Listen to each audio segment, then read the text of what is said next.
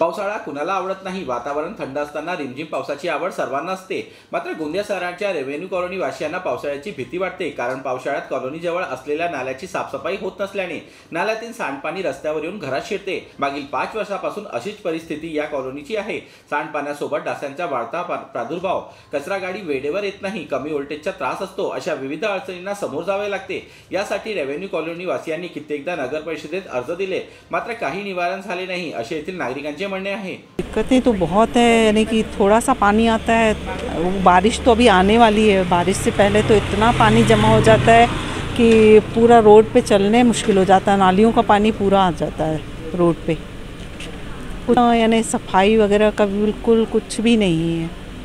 जहाँ तक मेरी जानकारी है कि पिछले 2 सालों के अंदर जब से नगर पालिका का चुनाव स्थगित हुआ है, तब से सीओ की मनमानी चल रही है। कहीं भी कोई भी कार्य के लिए सीओ को बुलाया जाता है, न ट्रैक्टर देते हैं, न कोई सफाई कर्मचारी देते हैं। आज उसकी वजह से ही पूरे गोंदिया का बुरा हाल हुआ है।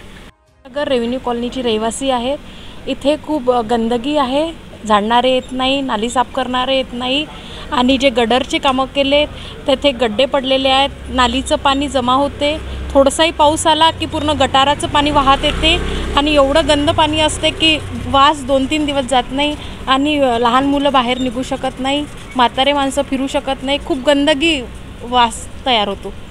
अगर पाणी साचतं, नालीचं घाण पाणी येतं। आम्ही लोकसभेला मतदान केलं, पण विधानसभेला मतदान करणार नाही जर अशीच गंदगी राहील तर, आणि आम्ही त्या मतदान बहिष्कार टाकू। तर दुसरीकडे गोंदियात 2 वर्षापासून नगर परिषदेची निवडणूक झाली नाही, त्यामुळे विद्यमान नगरसेवक नाही, त्यामुळे जिकडे तिकडे घाणीचे साम्राज्य पसरले आहे। अशातच लोकसभा निवडणूक आटोपली असता आता नगर परिषद निवडणूक घ्या, अन्यथा आम्ही विधानसभेच्या निवडणुकीवर बहिष्कार टाकू, असा पवित्रा रेव्हेन्यू कॉलनी येथील नागरिकांनी घेतला आहे।